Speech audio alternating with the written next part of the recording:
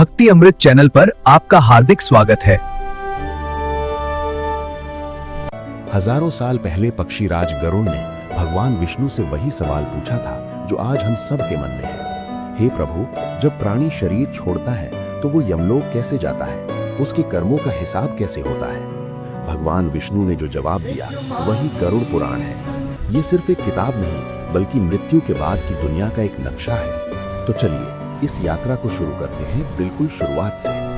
गरुड़ पुराण के अनुसार जब मृत्यु का समय निकट आता है तो व्यक्ति को एक अजीब सी घबराहट होने लगती है। उसकी आवाज बंद हो जाती है। जानते हैं क्यों?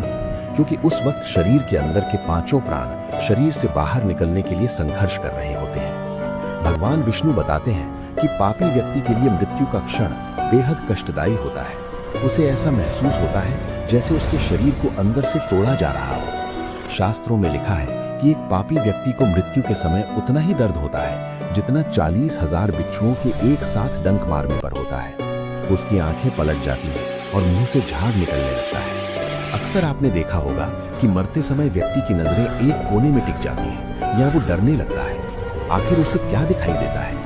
उसे दिखाई देते हैं यमदूत। गरुड़ पुराण के अनुसार जैसे ही आत्मा शरीर छोड़ती है वहां दो भयानक यमदूत प्रकट होते हैं। उनका रंग कौवे जैसा काला, आंखें लाल अंगारों जैसी और उनके हाथों में लोहे के पाश होते हैं। वे हवा में नग्न अवस्था में खड़े होते हैं और दांत पीस रहे होते हैं। ये दूत सिर्फ आत्मा को दिखाई देते हैं। घर वाले सिर्फ शव को देख रहे होते हैं, लेकिन आत्मा उन यमदूतों को देख थर थर कांपने लगती है।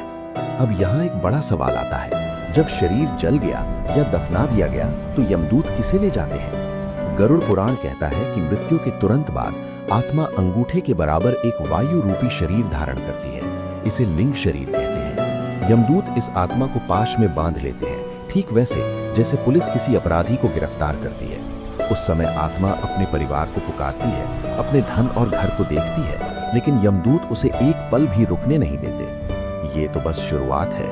यमदूत उस आत्मा को पकड़कर यमलोक की तरफ ले चलते हैं।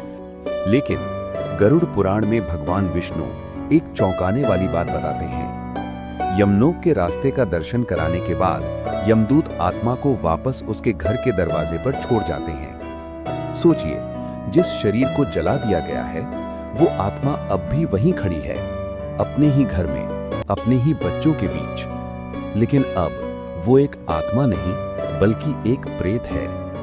अगले 13 दिनों तक वो आपके साथ रहती है, आपकी बातें सुनती है, लेकिन उसे सबसे ज्यादा तड़प किस बात की होती है?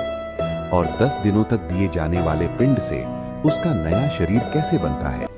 आज पर्दा उठेगा इन गहरे रहस्यों से। गरुड़ पुराण के अनुसार जब तक शरीर का दाह संस्कार नहीं होता, आत्मा उसके आसपास ही मंडराती रहती है। वो बार बार अपने मृत शरीर में घुसने की कोशिश करती है, लेकिन यमदूत उसे रोक देते हैं। जब कपाल क्रिया होती है और शरीर पूरी तरह जल जाता है, तब आत्मा को बहुत गहरा झटका लगता है। उसका मोह भंग हो जाता है। अब उसके पास न शरीर है, न ही उसे कोई देख सकता है। इस अवस्था में आत्मा को भयानक भूख और प्यास लगती है, लेकिन बिना शरीर के वो ना कुछ खा सकती है, ना पी सकती है। इसीलिए हम जलांजलि देते हैं और पिंडदान करते हैं। अगर ये ना किया जाए तो आत्मा प्रेत बनकर भटकती रहती है। अब आता है गरुड़ पुराण का सबसे वैज्ञानिक और रहस्यमयी हिस्सा। आखिर मरने के बाद 10 दिनों तक पिंडदान क्यों किया जाता है? क्या ये सिर्फ एक रस्म है? नहीं। भगवान विष्णु गरुड़ जी को बताते हैं कि यमलोक तक जाने के लिए आत्मा को एक नए शरीर की जरूरत होती है, जिसे यातना देह कहते हैं। ये शरीर हमारे द्वारा दिए गए पिंडों से बनता है। पहले दिन के पिंडदान से सिर बनता है, दूसरे दिन से गर्दन और कंधे बनते हैं, तीसरे दिन से हृदय बनता है, चौथे दिन से पीठ बनती है और इसी तरह 10 दिनों में वो सूक्ष्म शरीर पूरी तरह तैयार हो जाता है। जरा सोचिए, अगर किसी का पिंडदान ठीक से ना हो तो क्या होगा? गरुड़ पुराण कहता है कि उसकी आत्मा को अधूरा शरीर मिलता है और वो यमलोक के सफर में भयानक कष्ट सहती है। 10 दिन पूरे होने पर शरीर तो बन गया, लेकिन उसमें जान यानी ऊर्जा आनी बाकी है। 11वें और 12वें दिन के श्राद्ध से आत्मा को भोजन मिलता है। इसी ऊर्जा से उसे यमलोक की 4,47,000 दिनों की कठिन यात्रा करनी है। गरुड़ पुराण में साफ लिखा है, मृत्यु के बाद 12 दिनों तक घर में गरुड़ पुराण का पाठ और दिया जरूर जलना चाहिए। इससे आत्मा को अंधेरे में रास्ता दिखता है और उसे ये समझ आता है कि अब उसका इस लोक से कोई नाता नहीं रहा। फिर आता है 13वां दिन, 13वीं। ये वो दिन है जब यमदूत वापस आते हैं। अब आत्मा प्रेत नहीं रही, उसे नया शरीर मिल चुका है। यमदूत उसे रस्सियों में जकड़ लेते हैं। आत्मा अपने घर, अपने बच्चों और अपनी दुनिया को आखिरी बार देखती है। वो रोती है, गिड़गिड़ाती है, लेकिन यमदूत उसे घसीटते हुए ले जाते हैं। अब शुरू होती है वो यात्रा जो किसी भी इंसान के रोंगटे खड़े कर दे, यमलोक की यात्रा। घर से निकलने के बाद आत्मा को नरक के रास्ते पर चलना पड़ता है, लेकिन इस रास्ते में एक ऐसी बाधा आती है जिसे पार करना पापी व्यक्ति के लिए नामुमकिन है। वैतरणी नदी, इसका नाम है वैतरणी। जो लोग जीवन भर पाप करते हैं उनके लिए ये नदी आग से भी ज्यादा गर्म हो जाती है, लेकिन पुण्यात्माओं के लिए ये ठंडी हो जाती है। आज हम देखेंगे यमलोक के उस रास्ते को जहां पानी की एक बूंद के लिए आत्मा करोड़ों साल तक रोती है। 13वें दिन घर छोड़ने के बाद यमदूत आत्मा को यम मार्ग पर ले जाते हैं। ये रास्ता 86,000 योजन यानी लाखों किलोमीटर लंबा है।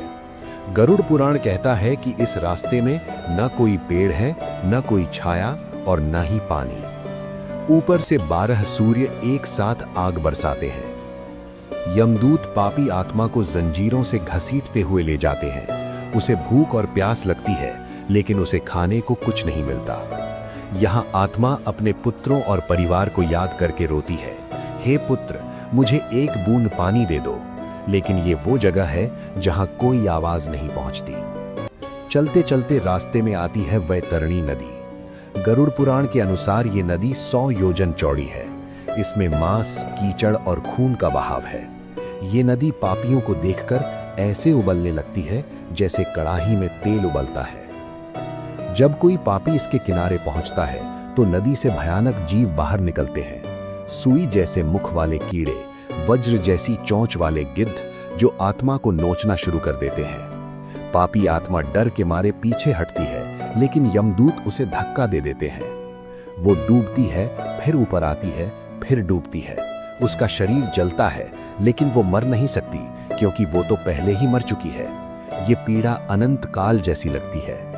तो क्या इस नदी को पार करने का कोई उपाय नहीं है? गरुड़ पुराण में भगवान विष्णु एक गुप्त रहस्य बताते हैं। जिस व्यक्ति ने अपने जीवन में या मृत्यु के समय गोदान किया होता है, उसके लिए वैतरणी नदी के किनारे एक नाव या दिव्य गाय आ जाती है। वो आत्मा गाय की पूंछ पकड़कर बिना कष्ट सहे इस खौलती हुई नदी को पार कर जाती है। इसीलिए हिंदू धर्म में मरने से पहले वैतरणी गोदान का इतना महत्व है। जो दान नहीं करता उसे तैर कर ही जाना पड़ता है और नदी का मांस खाने वाले जीव उसे छोड़ते नहीं हैं। जैसे तैसे वैतरणी पार करके 47 दिनों के सफर के बाद आत्मा पहुंचती है धर्मराज नगर यानी यमपुरी। यहाँ चारों दिशाओं में 4 द्वार हैं, लेकिन पापी आत्मा को दक्षिण द्वार से ले जाया जाता है जो अंधेरे और भय से भरा है। यहाँ गंधर्व और अप्सराएं नहीं, बल्कि चित्रगुप्त के भयानक दूत इंतजार कर रहे होते हैं। अब समय है फैसले का। यमराज के दरबार में पहुंचते ही आत्मा के सामने खुलता है चित्रगुप्त का बही खाता। क्या आपको लगता है कि आपके छिपे हुए पाप किसी ने नहीं देखे? चित्रगुप्त की किताब में न केवल आपके कर्म बल्कि आपके मन के विचार भी लिखे होते हैं और गवाही देने के पुण्यात्माओं को यमराज भगवान विष्णु के समान सुंदर, सौम्य और मुस्कुराते हुए नजर आते हैं। उन्हें देखकर आत्मा को शांति मिलती है। लेकिन पापियों को यमराज काल के रूप में दिखते हैं। भैंसे पर सवार, काले बादलों जैसा रंग, 30 योजन लंबा शरीर और आंखें ऐसी जैसे जलती हुई भट्टी। उनकी आवाज प्रलय के बादलों की गर्जन जैसी होती है, जिसे सुनकर पापी आत्मा वहीं मूर्छित या बेहोश हो जाती है। यमराज के पास ही बैठते हैं उनके मुनीम भगवान चित्रगुप्त। उनके पास एक रहस्यमयी किताब है जिसे अग्रसंधानी कहा जाता है। इसमें हर जीव के जन्म से लेकर मृत्यु तक का एक एक सेकंड का हिसाब है। चित्रगुप्त यमराज से कहते हैं, हे धर्मराज, इस जीव ने जीवन भर झूठ बोला, धोखा दिया, लेकिन दुनिया के सामने शरीफ बना रहा। इसने अमुक दिन अमुक समय पर यह पाप किया था। आत्मा अक्सर अपने पापों से मुकर जाती है, वो झूठ बोलती है। तब यमराज बुलाते हैं उन गवाहों को जिनके सामने आप कभी झूठ नहीं बोल सकते। गरुड़ पुराण में लिखा है कि सूर्य, चंद्रमा, वायु, अग्नि, आकाश, भूमि, जल, दिन, रात और स्वयं धर्म, ये सब आपके गवाह हैं। इतना ही नहीं, चित्रगुप्त श्रवणों से पूछते हैं जो हर वक्त आपके कंधों पर बैठे होते हैं। जब ये गवाह गवाही देते हैं तो आत्मा का झूठ पकड़ा जाता है। जैसे एक अपराधी सीसीटीवी फुटेज देखकर चुप हो जाता है, वैसे ही आत्मा अपना सिर झुका लेती है। अब कोई बहाना नहीं, कोई माफी नहीं, अब समय है सजा सुनाने का। चित्रगुप्त हिसाब जोड़ते हैं।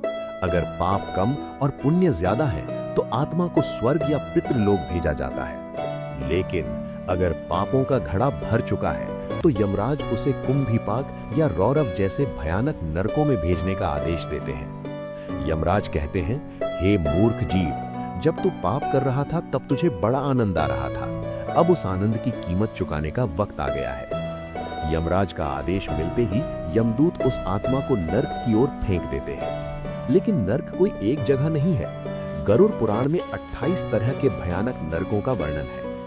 क्या आप जानते हैं, झूठ बोलने वालों के लिए अलग नर्क है, धोखा देने वालों के लिए अलग, और पराई स्त्री या पुरुष पर बुरी नजर रखने वालों को लोहे की गर्म मूर्ति से चिपकाया जाता है।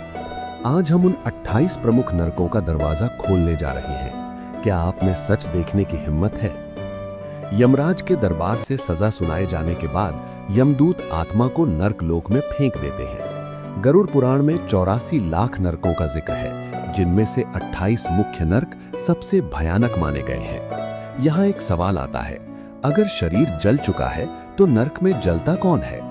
भगवान विष्णु कहते हैं, आत्मा को मिला वो यातना शरीर इस तरह बना होता है कि वो न तो मर सकता है और न ही बेहोश हो सकता है।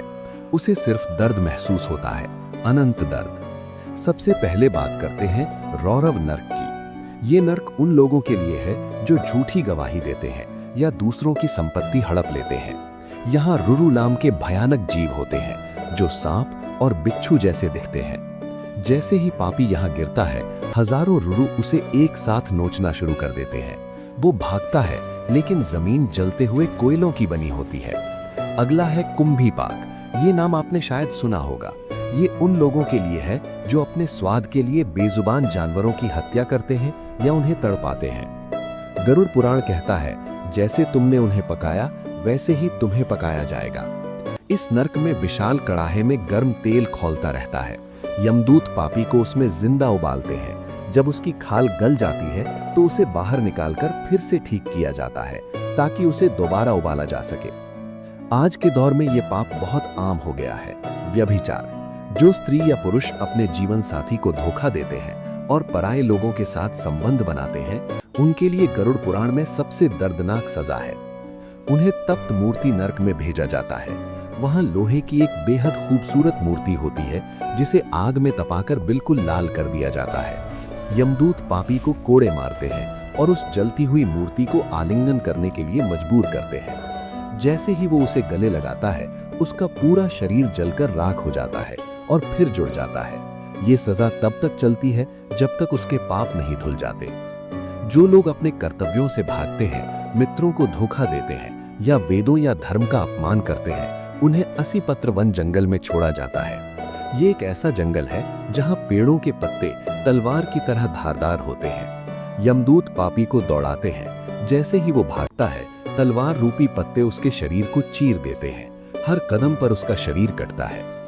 और जो लोग अपनी शक्ति के नशे में दूसरों को सताते हैं या जरूरतमंदों की मदद करने के बजाय उनका अपमान करते हैं, उन्हें अंधकूप में गिराया जाता है जहां सिर्फ अंधेरा है और जहरीले सांप उन्हें डसते रहते हैं। ये सजाएं सुनकर शायद आपका मन डर गया हो, लेकिन गरुड़ पुराण का उद्देश्य डराना नहीं बल्कि सही राह दिखाना है। भगवान विष्णु कहते हैं कि जो मनुष्य जीते जी अपने पापों का प्रायश्चित कर लेता है, ईश्वर से माफी मांग लेता है और दोबारा वो गलती न करने की कसम खाता है, उसे इन नरकों का मुंह नहीं देखना पड़ता। लेकिन सजा काटने के बाद क्या होता है? जब नरक की सजा पूरी हो जाती है तो आत्मा को दोबारा पृथ्वी पर भेजा जाता है, लेकिन इंसान के रूप में नहीं।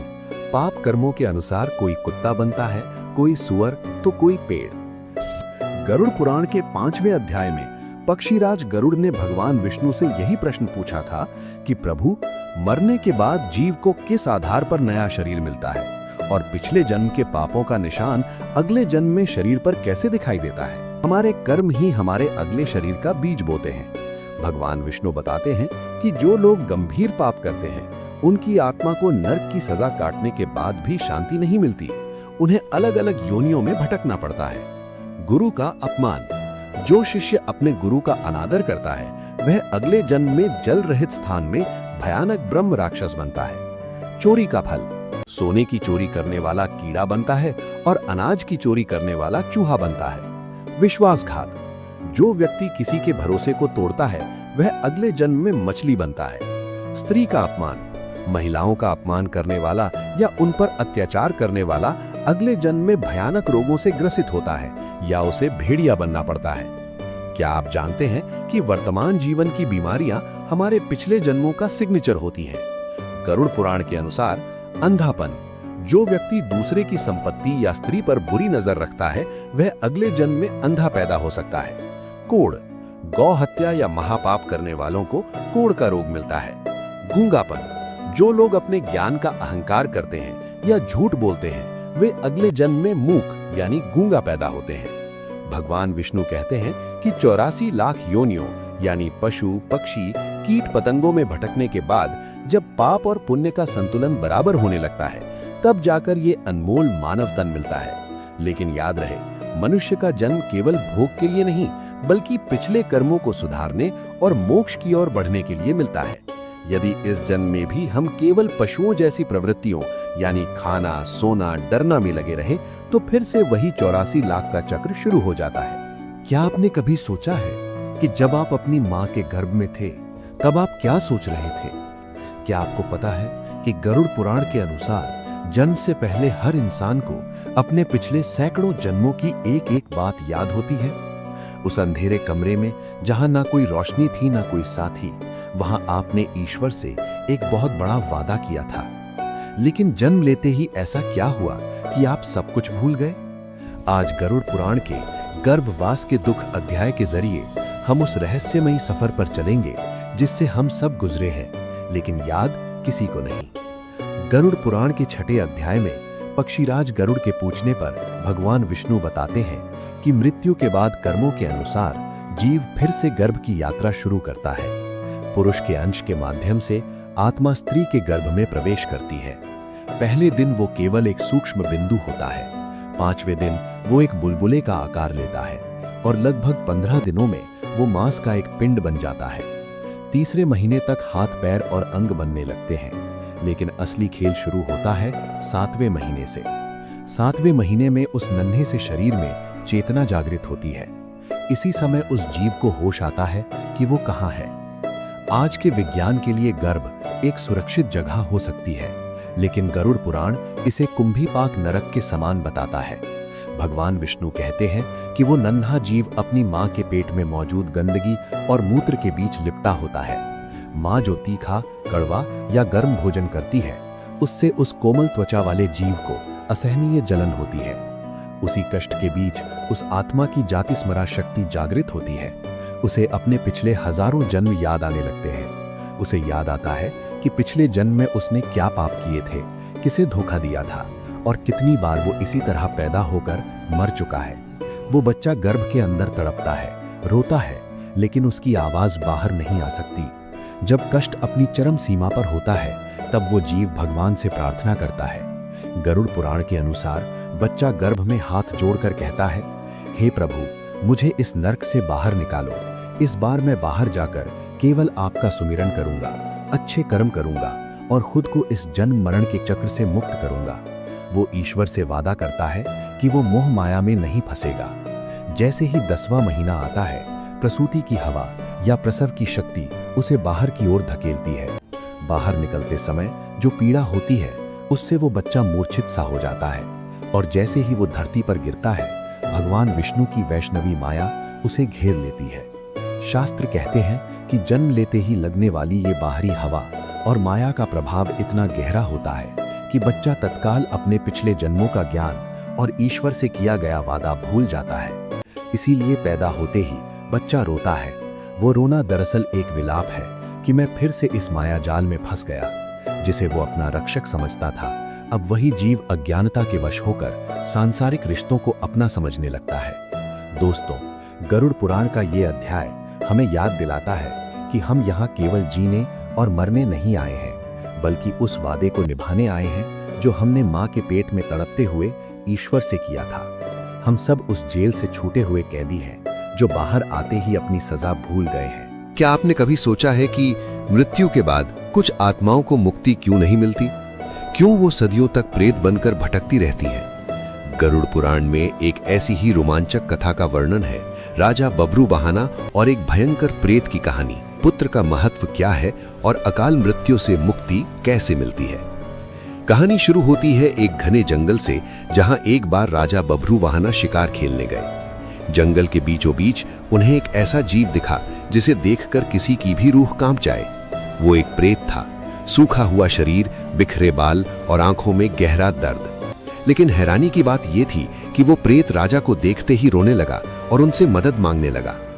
राजा ने हैरानी से पूछा, तुम कौन हो और तुम्हारी ये दशा कैसे हुई? प्रेत ने जो बताया वो हर इंसान के लिए एक सबक है।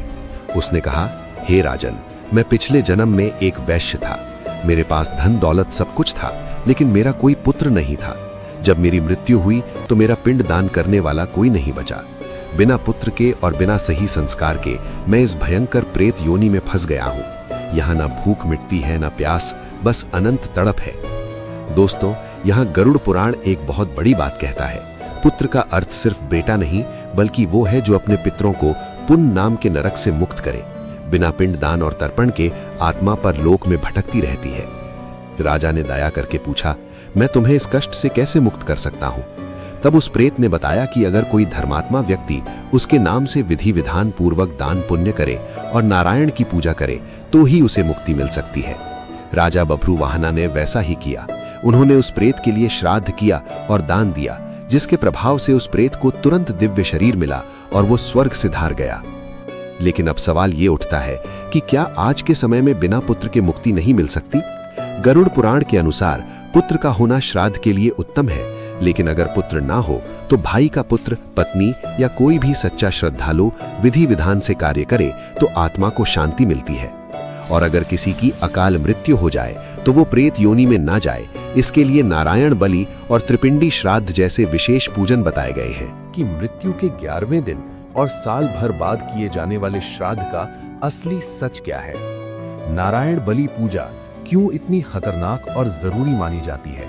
और आखिर वो कौन सी प्रक्रिया है जिससे एक भटकती हुई प्रेत आत्मा अपने पितरों में मिल जाती है? सबसे पहले बात करते हैं 11वें दिन के रहस्य यानी एकादशः कृत्य की। गरुड़ पुराण के अनुसार मृत्यु के बाद 10 दिनों तक आत्मा को एक सूक्ष्म शरीर प्राप्त होता है, जिसे वायवीय शरीर कहते हैं। लेकिन असली खेल शुरू होता है 11वें दिन। इस दिन जो श्राद्ध और शय्या दान किया जाता है वो आत्मा के आगे के सफर का राशन पानी है। अध्याय 13 साफ कहता है कि अगर 11वें दिन विधि विधान से वृषोत्सर्ग और दान न किया जाए तो आत्मा भूख और प्यास से तड़पती हुई अपने ही घर के चक्कर लगाती रहती है। यही वो समय है जब आत्मा प्रेत योनि में होती है। अब आता है सबसे महत्वपूर्ण सवाल, आत्मा पितृ कब बनती है? इसे कहते हैं सपिंडीकरण। अक्सर लोग सोचते हैं कि गंगा जी में अस्थियां बहा दी तो काम हो गया। जी नहीं, जब तक सपिंडीकरण नहीं होता मृतक की आत्मा प्रेत ही रहती है। सपिंडीकरण का मतलब है पिंडों का मिलन। इसमें मृतक के नाम का पिंड उसके पिता, दादा और परदादा के पिंडों के साथ मिलाया जाता है। ये रस्म आमतौर पर 12वें दिन या फिर साल भर बाद बरसी पर की जाती है। जब ये मिलन होता है तभी वो आत्मा प्रेत लोक से निकलकर पितृलोक में अपने पूर्वजों के साथ स्थान पाती है। लेकिन दोस्तों, यहाँ एक बहुत बड़ा ट्विस्ट है। क्या होगा अगर किसी की मौत नेचुरल नहीं हुई? अगर किसी की मृत्यु एक्सीडेंट में, जहर से, फांसी लगाकर, जलने से या सांप के काटने से हुई हो, या फिर किसी ने आत्महत्या की हो? शास्त्र कहते हैं कि ऐसी आत्माओं का साधारण श्राद्ध या पिंडदान नहीं किया जा सकता। ऐसी आत्माएं अतृप्त होकर भयंकर कष्ट भोगती हैं और परिवार में पितृदोष या प्रेत बाधा उत्पन्न करती हैं। इनके लिए गरुड़ पुराण में एक विशेष उपाय बताया गया है, नारायण बलि पूजा। नारायण बलि ही वो एकमात्र तरीका है जिससे अकाल मृत्यु को प्राप्त हुई आत्मा को भगवान विष्णु के धाम भेजा जा सकता है। इसमें भगवान विष्णु को ही मुख्य देवता मानकर श्राद्ध किया जाता है। ये पूजा 11वें दिन या फिर किसी योग्य ब्राह्मण के निर्देश पर तीर्थ स्थान में करानी चाहिए। याद रखिए, नारायण बलि के बिना अकाल मृत्यु मरने वाले की मुक्ति असंभव है।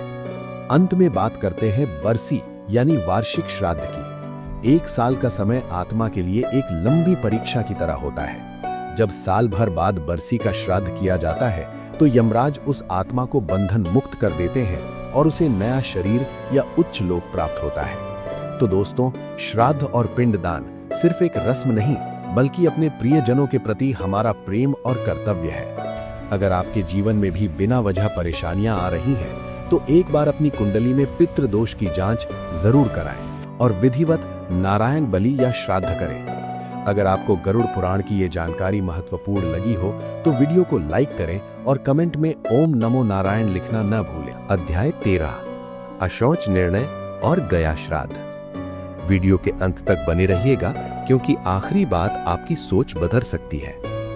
सबसे पहले समझते हैं सूतक और पातक क्या होता है। हमारे शास्त्र कहते हैं जब किसी घर में जन्म होता है या मृत्यु होती है तो सिर्फ भावनात्मक बदलाव नहीं आता बल्कि एक सूक्ष्म ऊर्जात्मक असंतुलन भी पैदा होता है। इसी को कहा गया है अशौच। जन्म के समय इसे कहते हैं सूतक और मृत्यु के समय पातक। अब सवाल यह है कि क्या जन्म पाप है या मृत्यु अशुभ है? बिल्कुल नहीं। असल में जन्म और मृत्यु दोनों ही प्रकृति के सबसे पवित्र द्वार हैं। लेकिन जब आत्मा एक लोक से दूसरे लोक में जाती है तो उस संक्रमण के समय परिवार, वातावरण और शरीर तीनों पर उसका प्रभाव पड़ता है।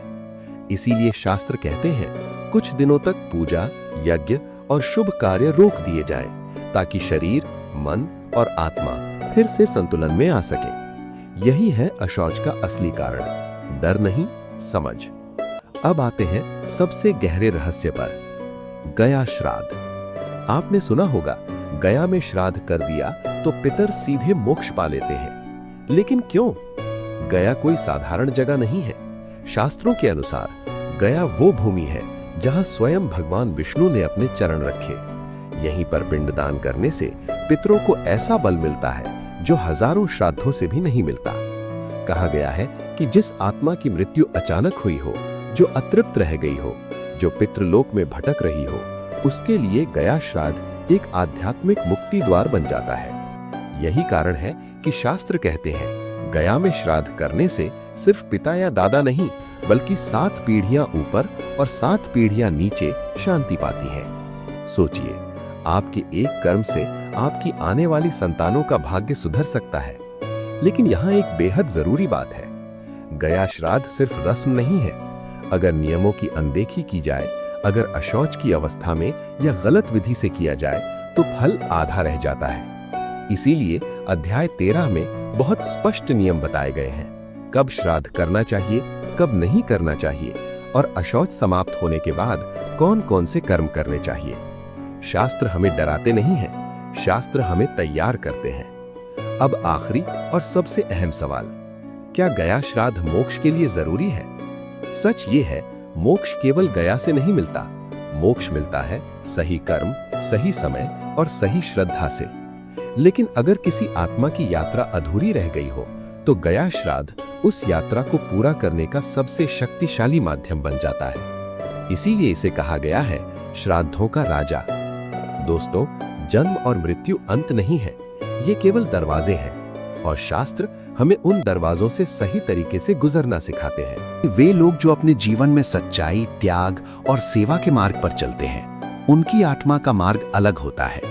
वे न केवल अपने जीवन में सुख और शांति का अनुभव करते हैं बल्कि उनके जाने के बाद भी उनकी यात्रा अद्भुत होती है। जब एक पुण्यात्मा का शरीर समाप्त होता है, उनकी आत्मा सीधे उच्चतर लोक की ओर जाती है। ये मार्ग कठिनाइयों और भय से रहित होता है।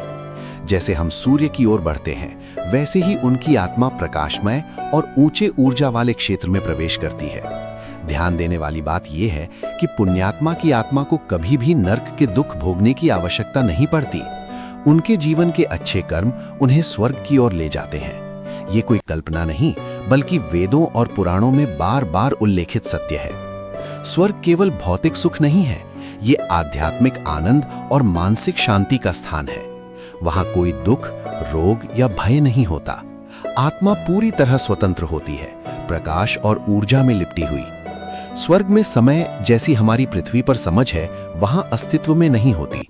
वहां की अनुभूति पूर्णतया आनंदमय होती है। जो आत्मा वहां जाती है, वो अपने किए गए अच्छे कर्मों के अनुसार सुख का अनुभव करती है। उदाहरण के लिए, यदि किसी ने जीवन में दूसरों की सेवा की है, दूसरों की मदद की है और सच्चाई के मार्ग पर चला है, तो उसके लिए स्वर्ग में परमानंद और प्रकाश का अनुभव होता है। लेकिन दोस्तों, स्वर्ग भी अनंत काल तक नहीं रहता। वहां भी आत्मा का पुण्य समाप्त होता है। जब ऐसा होता है, तो आत्मा फिर से पृथ्वी पर सद्गुणों वाले परिवार और अच्छे कुल में जन्म लेती है। ये पुनर्जन्म भी किसी संयोग से नहीं होता। वो आत्मा उन परिस्थितियों में जन्म लेती है जहां उसे अपने पिछले पुण्य के अनुसार फिर से अच्छे कर्म करने का अवसर मिले। यानी पुण्यात्मा का जीवन सतत अच्छे कर्मों की श्रृंखला में चलता रहता है। ध्यान रहे, ये चक्र सिर्फ पुण्यात्माओं के लिए नहीं है। हर आत्मा अपने कर्मों के अनुसार सुख और दुख के जन्म मृत्यु के चक्र से गुजरती है। लेकिन जो लोग सतत पुण्य और धर्म के मार्ग पर चलते हैं, उनकी यात्रा स्वर्ग और मोक्ष की ओर सरल और तेज होती है। धर्मात्माओं का जीवन हमें यह सिखाता है कि जीवन में छोटे छोटे अच्छे कर्म, दूसरों की मदद और सच्चाई का पालन केवल हमारे लिए नहीं, बल्कि हमारी आत्मा के उज्जवल भविष्य के लिए भी महत्वपूर्ण है। कह सकते हैं कि पुण्यात्मा जीवन का संदेश ये है: धर्म का मार्ग अपनाएं, दूसरों की सेवा करें, अहंकार और लालच से दूर रहें। इस मार्ग पर चलकर न केवल आप अपने जीवन में शांति पाएंगे, बल्कि मृत्यु के बाद आपकी आत्मा भी नर्क के दुख से मुक्त होकर स्वर्ग में प्रवेश करेगी। और जब पुण्य समाप्त होगा, फिर अच्छे कुल में जन्म लेकर नए कर्मों का अवसर पाएगी। तो दोस्तों, अगर हम अपने जीवन में ये मार्ग अपनाएं, प्रेम, सेवा, सच्चाई और त्याग, तो हम भी पुण्यात्मा बन सकते हैं। हमारी आत्मा का सफर स्वर्ग की ओर होगा और अंततः मोक्ष की प्राप्ति संभव है। याद रखिए, स्वर्ग कोई दूर का सपना नहीं है, बल्कि आपके अच्छे कर्मों का परिणाम है। जितना अधिक आप अच्छे कर्म करेंगे, उतनी ही तेज और सुखद आत्मा की यात्रा होगी। दोस्तों, गरुड़ पुराण के 16वें अध्याय में भगवान विष्णु कहते हैं कि ये मानव शरीर ब्रह्मांड की सबसे कीमती चीज है। सोचिए, एक आत्मा कभी कीड़ा बनती है, कभी जानवर, तो कभी पेड़ पौधे। ऐसे 84 लाख अलग अलग शरीरों में भटकने और तड़पने के बाद बड़ी मुश्किल से उसे मनुष्य जन्म मिलता है। लेकिन क्यों? क्या सिर्फ खाने, सोने और पैसे कमाने के लिए?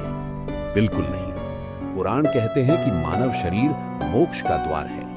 बाकी हर योनि में आप सिर्फ अपने पिछले कर्मों का फल भुगतते हैं, लेकिन सिर्फ इंसान के पास वो पावर है जिससे वो नए और अच्छे कर्म करके इस जन्म मरण के चक्र को हमेशा के लिए तोड़ सकता है। अब सवाल आता है कि जीवन का असली उद्देश्य क्या है? अध्याय 17 में साफ लिखा है कि जिस इंसान ने इस शरीर में रहकर ज्ञान हासिल नहीं किया, जिसने दूसरों की मदद नहीं की और जिसने उस परम सत्य यानी ईश्वर को नहीं पहचाना, उसका जीवन एक बिना फल वाले पेड़ जैसा है। हम अक्सर शरीर को सजाने में वक्त बर्बाद करते हैं, लेकिन गरुड़ पुराण हमें याद दिलाता है कि ये शरीर तो बस एक किराए का घर है। एक दिन इसे छोड़ना ही होगा। असली कमाई तो वो संस्कार और कर्म है जो आत्मा अपने साथ ले जाती है। अब सबसे जरूरी बात, फलश्रुति। गरुड़ पुराण को पूरा सुनने या सुनाने का फल क्या है? शास्त्रों के अनुसार जो व्यक्ति इस ज्ञान को श्रद्धा से सुनता है या दूसरों तक पहुंचाता है, उसके जीवन के दुख और अज्ञान के अंधेरे कट जाते हैं। इसे सुनने से मृत्यु का भय खत्म होता है और इंसान को सही दिशा में जीने की प्रेरणा मिलती है। कहते हैं कि इस ज्ञान को साझा करने से न सिर्फ आपको, बल्कि आपके पितरों को भी शांति और सद्गति मिलती है। दोस्तों, ये सीरीज सिर्फ डराने के लिए नहीं, बल्कि हमें जगाने के लिए थी। अगर इस वीडियो से आपकी सोच में 1% भी बदलाव आया हो, तो इसे अपने परिवार और रिश्तेदारों के साथ जरूर शेयर करें। क्या पता आपका एक शेयर किसी की जिंदगी का उद्देश्य बदल दे। वीडियो को लाइक करना न भूलें और ऐसी ही जीवन को बदल देने वाली जानकारियों के लिए हमारे चैनल को सब्सक्राइब करके बेल आइकन जरूर दबाएं।